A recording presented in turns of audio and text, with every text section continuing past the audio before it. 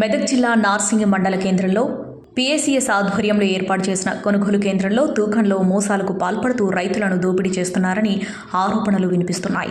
ఇదేంటని ప్రశ్నించిన రైతుల పట్ల నిర్వాహకులు దౌర్జన్యానికి పాల్పడుతున్నట్లు కొందరు అంటున్నారు.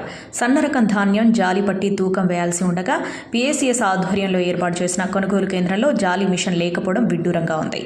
దీంతో రైతులు ఒక్కో బస్తాకు సుమారు 2 కిలోల వరకు ధాన్యం నష్టపోతున్నారు.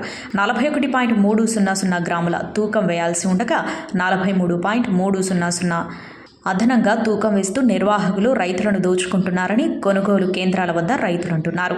కొనుగోలు కేంద్రంలో జరుగుతున్న మోసాన్ని గుర్తించిన ఒక రైతు ఇదేంటని ప్రశ్నించగా తక్షణమే సగంలో ఆ రైతుకు సంబంధించిన కొనుగోలును నిలిపివేయాలని కొనుగోలు కేంద్ర నిర్వాహకులకు సీఈఓ హుకుం జారీ చేశారు. ఒక్క రైతు నుంచి ఒక్కో సంచిలో సుమారు 2 కిలోలు అంటే వందల మంది రైతుల నుంచి కొన్ని వేల కిలోల ధాన్యం మోసం చేస్తున్నారని అర్థమవుతుంది. ఈ విషయంపై సంబంధిత సీఈఓను వివరణ కోరగా సీఈఓకు బదులుగా సంబంధిత ప్రాథమిక వ్యవసాయ సహకార సంఘం నార్సింగిలోని కొందరు కీలక వ్యక్తులు సమాధానం చెబుతున్నారు.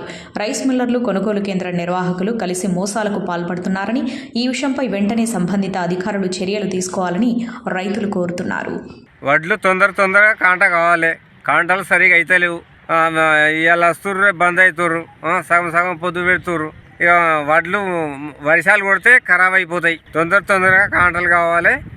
వడ్లు కూడా కరెక్ట్ కాంట ఎన్ని పెట్టుకునేది ఉంటే గన్నే పెట్టుకోవాలి. అంటే 43 కిలోలు ఇవి పెట్టినట్టు కదా. ఇవి 42,300 గ్రాములు. జల్లి ఉందా? జల్లి తెచ్చిరా?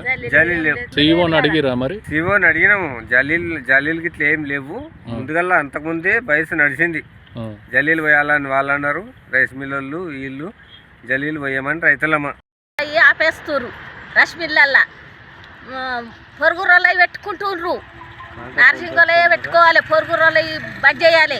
నార్సింగోలే అయితేనే పొరుగు రోళ్ళే పెట్టుకోవాలి.